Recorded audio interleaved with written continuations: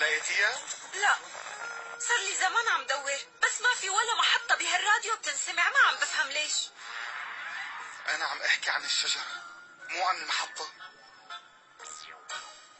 الشجرة؟ أي شجرة بقى؟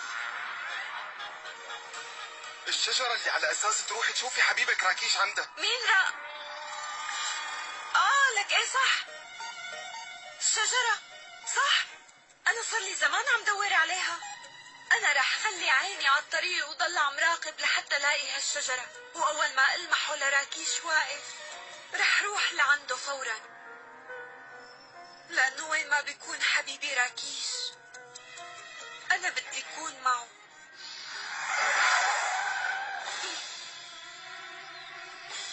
شو هذا بقى؟ هذا الراديو العظيم تبعك أنت، بس ما عم يشتغل لأنه خربان على الأخير. مو هاد، أنا عم أحكي عنك أنت.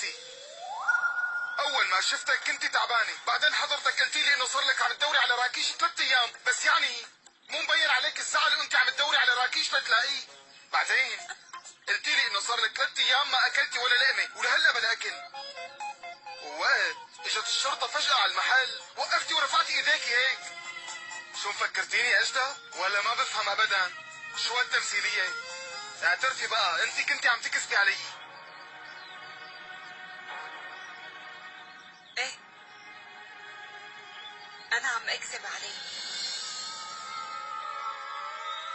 أصلا هذا اللي بدي إياه، كل شي عم بيصير حوالي كذبة كبيرة، أنا لازم أفهم، بس لا، أنت مستحيل تخليني أفهم شي، لأنه كل ما بتطلع بعيونك هدول بحس إني زعلانة على حالي، بحس في قدامي زلمة عم بيقدم لي معروف، بحس الدنيا عم تلعب فيني وتحركني كيف ما بدها.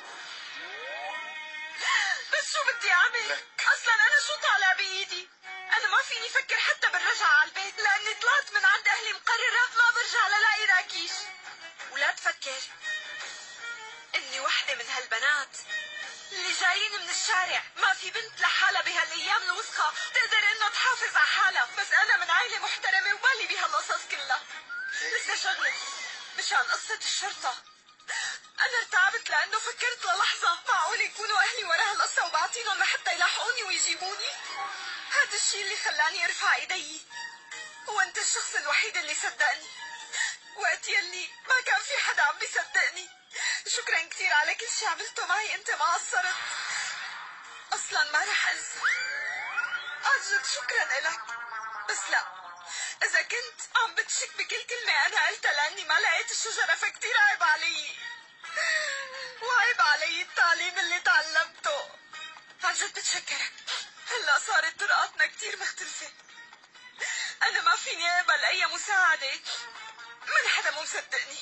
أنا آسفة، ما فيني أقبل مساعدتك.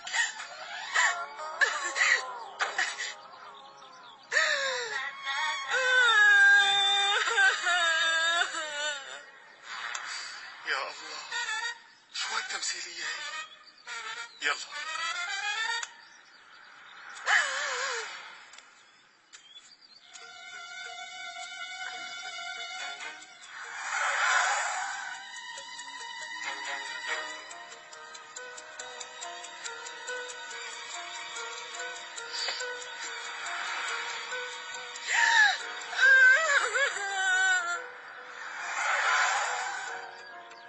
اسمعي، أنا آسف ما كان لازم أحكي معك هيك.